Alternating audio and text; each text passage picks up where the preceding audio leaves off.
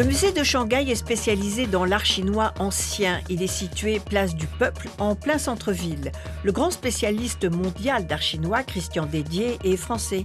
Il nous emmène à la rencontre de son vice-président et à la découverte de pièces aussi belles qu'historiquement éloquentes. Une entrée par la grande porte dans les profondeurs de la civilisation chinoise. C'est en 1998, pendant l'été à Paris, que nous avons visité la galerie de Monsieur Dédier et on a décidé d'acheter cette pièce pour l'installer ici. C'est un trésor national chinois. Cette pièce est peut-être actuellement la pièce la plus grande en taille connue du royaume de Dali. C'est dans le Yunnan, donc dans le sud de la Chine, et c'est la seule pièce qui a une inscription royale. La plupart du temps, nous avons des bodhisattvas debout de cette période, quelques petits bouddhas, mais qui sont des pièces qui font 15-20 cm de haut. Celle-ci, elle est très très rare par sa taille, exceptionnelle par sa fonte. En plus, elle est en bronze laqué or. Tout le monde, quand ils l'ont vu, ont considéré vraiment que c'était le trésor de la culture de Roulis, qui est le même royaume que le royaume de Dali dans le sud de la Chine. En tant que musée de la ville de Shanghai, on a cette mission d'acheter des pièces importantes pour le musée avec le soutien de la municipalité de Shanghai. Des œuvres qui reviennent sur la terre d'origine après avoir fait un tour par l'Europe ou les États-Unis, un tour du monde qui n'a pas entamé la sérénité de ces sculptures. On fait un effort pour que le prix soit raisonnable et qu'on participe à l'achat pour le musée, parce que c'est important que des pièces comme ça soient visibles par tout le grand public, parce que nous sommes quand même dans les pièces qui sont trésors nationaux. Un trésor national d'une richesse extraordinaire à la mesure de la grandeur de cette civilisation. Cette pièce, pour moi, est assez exceptionnelle, parce que la sculpture, la patine, tous les éléments sont parfaits. C'est sûrement une représentation en réalité du Bodhisattva Avalokiteshvara Padmapani ou Avalokiteshvara tout seul, qui est son nom sanskrit, qui est connu sous le nom de Kuan Yin également en Chine, mais qui est souvent représenté sous la forme soit d'un être un peu femme, un peu homme. Et la position est en plus très rare, parce qu'on voit que c'est l'influence de l'Afghanistan, de l'Inde, de tout l'art du Gandhara. C'est cette période au 5e, 6e siècle, on doit être 6e siècle, où il y a tous ces contacts, tous ces mélanges de cultures, où le bouddhisme est introduit en Chine. C'est une pièce très rare. Il s'agit d'un ustensile pour mélanger le vin. En Chine, le vin est souvent mélangé à d'autres éléments. Quand nous nous sommes rendus à Paris pour voir cette pièce, nous avons tout de suite été saisis par la beauté et la rareté de cette pièce.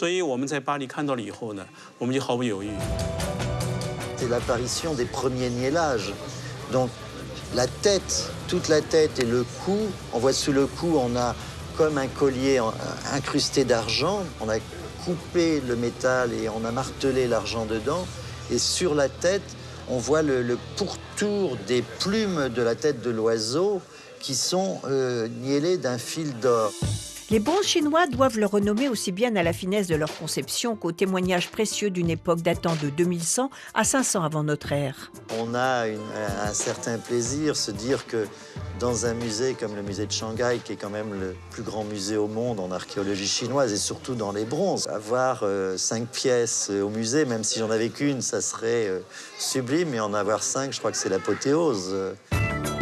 Une trop courte visite qui, à la découverte, incite.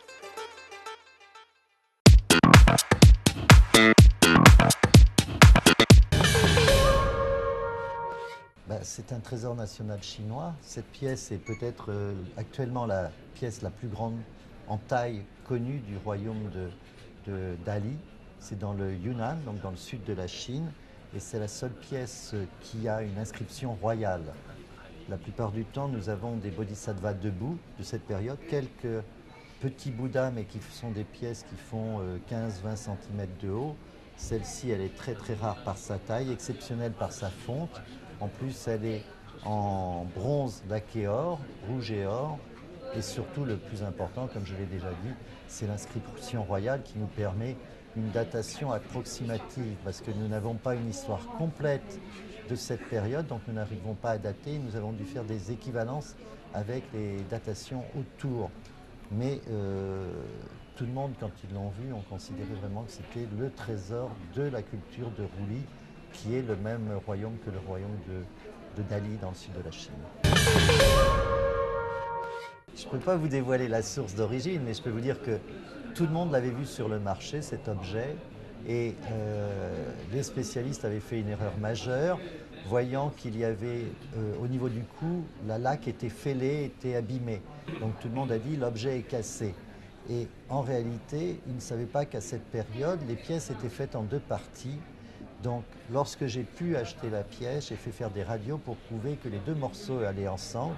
Il y avait les tenons d'époque qui étaient visibles sous la laque et que, comme c'est une pièce qui est fixée, au bout d'un moment avec le temps, c'était normal que la tête bouge un tout petit peu et que la laque se fissure. Et personne n'avait examiné à l'intérieur de l'objet et n'avait remarqué qu'il y avait une inscription royale dedans. Donc ça a été vraiment le hasard, je l'ai eu en présence de tout le monde, de tous mes collègues l'avaient vu, et je crois que je suis le dernier à être passé dessus par accident. Et quand je l'ai vu, j'ai vraiment trouvé ça comme une pièce majeure. Je l'ai exposé à Paris. Le musée Guimet avait été fort intéressé, mais problème toujours financier, de rapidité d'achat, il n'avait pas pu l'acquérir. Et quand les conservateurs, et M. Ma à l'époque était le directeur du musée, le feu M. Ma, dirons-nous, puisqu'il est décédé depuis, quand il a vu l'objet, il a vraiment eu un coup de cœur. Et surtout, juste avant, il m'avait dit, nous venons en France, mais aucun marchand n'a été capable de nous montrer de pièces du niveau du musée de Shanghai, qui est le plus grand musée d'art chinois au monde. Et je leur ai montré plusieurs pièces. Ils ont acheté toutes les pièces en trouvant qu'ils avaient ramené deux pièces, celle-ci et une cloche, qui est également une pièce impériale dans l'histoire de la Chine. Donc ça a été tout un hasard. Le prix, vous ne me le direz jamais, mais on ne deal pas pareil avec un musée qu'avec des particuliers. Non, il y a une autre approche, et moi je suis très proche des musées, particulièrement comme le directeur vous a dit précédemment. On a des très grosses relations avec le musée Chernuski, qui est pratiquement le musée où j'ai vu toute mon enfance. Donc on participe, dirons-nous, on fait un effort pour que le prix soit raisonnable et qu'on participe à l'achat pour le musée, parce que c'est important que des pièces comme ça soient visibles par tout le grand public, parce que nous sommes quand même dans les pièces qui sont trésor national. Il n'y a plus de prix à ces niveaux-là. Il y a ce côté aussi attachement à la culture du pays. Et c'est pour ça que la pièce, je suis ravi à chaque fois que je viens au musée de Shanghai. Je sais que la pièce, elle est dans la salle en sortant et elle est vraiment considérée comme la belle pièce de la salle de sculpture. Cette pièce, pour moi, est assez exceptionnelle parce que la sculpture, la patine, tous les éléments sont parfaits. On voit que cette pièce a été utilisée, elle a dû être caressée par les adorateurs ou les donateurs ou les gens qui venaient la prier. Donc c'est vrai que sur l'étiquette, ils ont marqué un prince, mais c'est sûrement une représentation en réalité du Bodhisattva Avalokiteshvara Padmapani ou Avalokiteshvara tout seul, qui est son nom sanskrit, qui est connu sous le nom de Kuan Yin également en Chine, mais qui est souvent représenté sous la forme soit d'un être un peu femme, un peu homme. Il est asexué, dirons-nous. Et la position est en plus très rare, parce qu'on voit que c'est l'influence de l'Afghanistan, de l'Inde, de tout l'art du Gandhara. C'est cette période au 5e, 6e siècle, on doit être 6e siècle, où il y a tous ces contacts, tous ces mélanges de cultures, où le bouddhisme est introduit en Chine et on voit de très très fortes influences. Donc on retrouvera dans le plissé, le bas du plissé sera dans les pièces, on retrouvera dans les pièces chinoises de la dynastie des Wei, qui elles-mêmes sont très influencées par l'art gréco-bouddhique et le Gandhara. Donc ce sont ces pièces qui sont fascinantes parce que c'est vraiment l'époque où les gens étaient de très très fervents croyants, construisaient toutes ces grottes bouddhiques en Chine et ont introduit tout le bouddhisme. Donc c'était les purs, les durs, et c'était des gens qui avaient des vies très très dures, puisque c'est une période de grands combats, de grandes guerres en Chine du Nord. Donc toute cette religion qui est venue de l'Inde est passée par l'Asie centrale, est remontée en Mongolie et redescendue par le nord de la Chine. Donc on voit dans l'expression, dans la puissance et la force de l'objet, on peut ressentir toutes ces guerres, toutes ces batailles, toute cette grande énergie qu'il y avait à l'époque, et en plus ce côté, comme j'ai déjà dit, la croyance, la ferveur religieuse de l'époque pour cette nouvelle religion qui venait conquérir la Chine. C'est toute cette mémoire-là qui en fait sa beauté. Toute cette mémoire, la qualité de la sculpture, la perfection de la sculpture, la perfection des plissés, des dégradés, et puis la patine du temps qui a été due au contact de tous les gens qui venaient la prier et qui touchaient l'objet. Donc c'est pour ça qu'elle a cette couleur extraordinaire. C'est toujours les représentations du Bodhisattva par rapport, comme l'autre pièce qui était décapitée, bon, c'est le Bodhisattva Avalokiteshvara qui est retraduit dans le bouddhisme chinois, qui est le protecteur, qui est le personnage qui n'a pas voulu devenir Bouddha pour rester au stade de Bodhisattva et aider les humains à obtenir le nirvana, à obtenir la paix et autres. Donc il est venu en protecteur. Là, on est dans les cultures du XIIe siècle en Chine, donc on est la fin des Song. C'est une petite culture à côté qui est la dynastie des Jin. Tout ça, ça s'entrecroise et autres, ça se mélange. Mais on est dans les sculptures en bois. Donc ces sculptures sont très rares parce qu'elles ont peu survécu à toutes les révoltes, à toutes les répressions, parce qu'il y a eu de très violentes répressions du bouddhisme en Chine. Et c'est rare de voir des sculptures entières, d'avoir encore la polychromie d'époque. Donc c'est quand même un des chefs-d'œuvre. On en voit de temps en temps dans une autre position. Là, elle est assise en lotus, mais quelquefois on les voit en délassement royal, c'est-à-dire une jambe repliée et l'autre jambe pendante. Et le bras légèrement tendu sur le côté droit et la main posée au sol. Et c'est la représentation la plus rare, celle en délassement royal. Pourquoi vous l'aimez celle-ci ? Je l'aime moins que l'autre. L'autre que l'on a vu avant était beaucoup plus exceptionnelle. Elle avait une force et une expression, une puissance dans l'expression de la religion et en même temps une douceur dans la pierre. Plus ce côté de cette patine extraordinaire, comme je l'ai dit, qui était due au temps et au fait du toucher, l'acidité de la main qui touche l'objet et qui patine l'objet. Celle-là, c'est beaucoup plus le grand classique qui était posé loin et les gens venaient offrir des encens, des fruits et autres, mais n'allaient pas caresser l'objet pour exprimer la foi qu'ils avaient. C'est une pièce, d'abord c'est une verseuse, c'est un grand classique du début des royaumes combattants, donc on est au 5e siècle avant Jésus-Christ, et c'est une forme hybride, c'est-à-dire que c'est la verseuse, mais c'est un corps d'animal, où on a l'oiseau avec la tête et le bec de l'oiseau, le bec qui se lève pour verser, donc c'est vraiment très mécanique, c'est bien fait. On a la queue de l'oiseau, mais en même temps, sur le côté, on a le corps, les plumes de l'oiseau, mais c'est un corps d'un animal un peu rond, on pourrait dire un hippopotame, bien qu'il n'y ait pas d'hippopotame en Chine, des pattes qui se mélangent un peu à des pattes de tigre adaptées et autres, l'anse en forme d'un animal, on ne sait pas encore ce que c'est, ça pourrait être un chat allongé, ça peut être un dragon, ça peut être plein de choses dans la mythologie chinoise. Et surtout, la partie la plus importante, c'est l'apparition des premiers niaillages. Donc la tête, toute la tête et le cou, on voit sous le cou, on a comme un collier incrusté d'argent, donc un fil d'argent qui a été mis, on a coupé le métal et on a martelé l'argent dedans. Et sur la tête, on voit le pourtour des plumes de la tête de l'oiseau qui sont niellées d'un fil d'or. Donc c'est vraiment l'apparition des nouvelles techniques parce que les bronzes en Chine, nous avons évolué de l'apparition du bronze qui était le vase rituel pour la cérémonie aux ancêtres, aux esprits, aux divinités du ciel, de la terre, et la communication entre le monde des vivants et le monde des dieux et des esprits. Puis, à partir du 10e, 9e siècle, le bronze devient un objet commémoratif, c'est-à-dire que on marie sa fille, on fait un bronze pour fêter cet événement. Le roi vient vous voir, on fait un bronze. Les décors changent, ne sont plus les décors religieux comme vous avez vu, les masques de Taotier, donc cet animal mythologique. Ça devient soit des grands oiseaux, soit après des dessins géométriques. Et à partir des royaumes combattants, on a une nouvelle transformation du bronze qui va être l'apparition des niaillages. Donc les rois, les princes, les gens d'une certaine fortune vont avoir des objets entièrement niellés d'or et d'argent. Et c'est pour ça que la pièce est importante, parce que c'est l'introduction du niellage à cette période-là. Quel effet ça fait aux galeristes et aux collectionneurs de retrouver cette pièce dans un musée?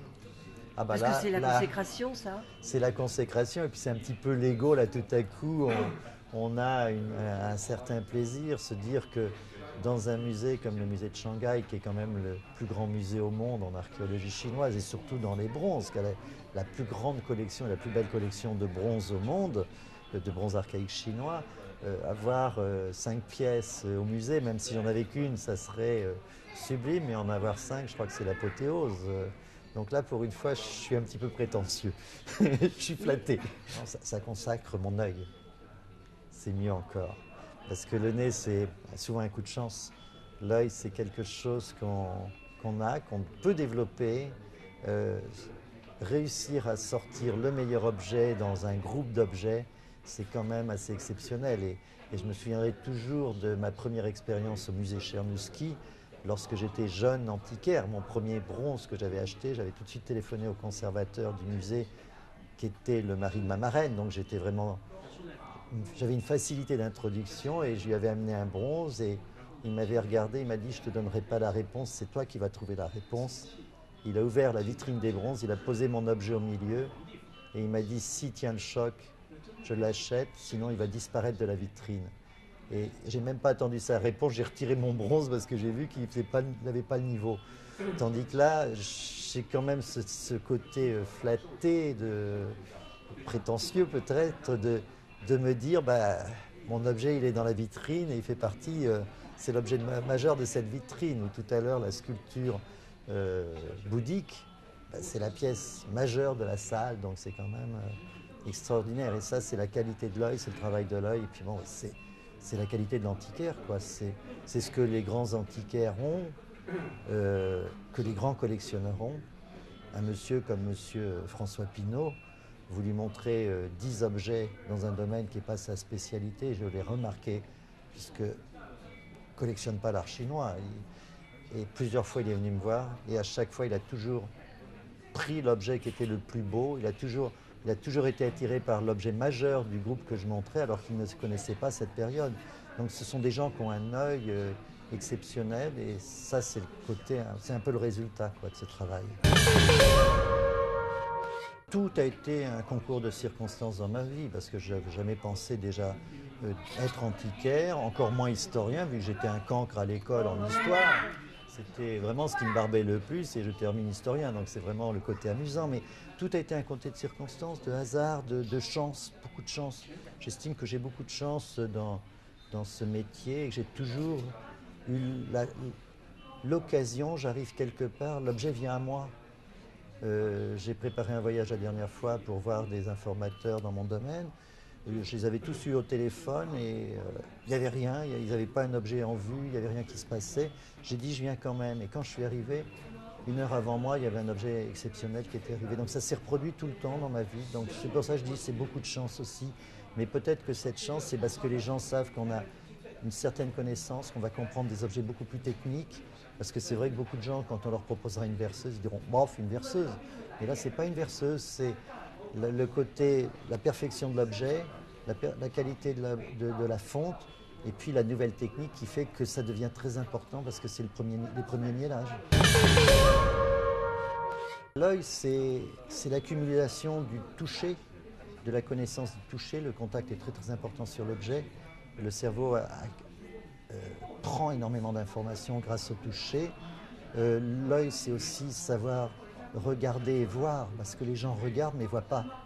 Et l'œil doit permettre, je rentre dans une pièce, mon œil va balayer toute la pièce, et je vais juste accrocher la chose importante et tout de suite repérer. Et puis tout ça accumulé avec la connaissance fait qu'au fond de l'estomac, il y a un petit quelque chose. Quand vous avez un pansement qui vous dit danger, vous savez qu'il faut faire très très attention. Et quand vous êtes devant quelque chose vraiment d'exceptionnel, tout à coup vous avez une réaction.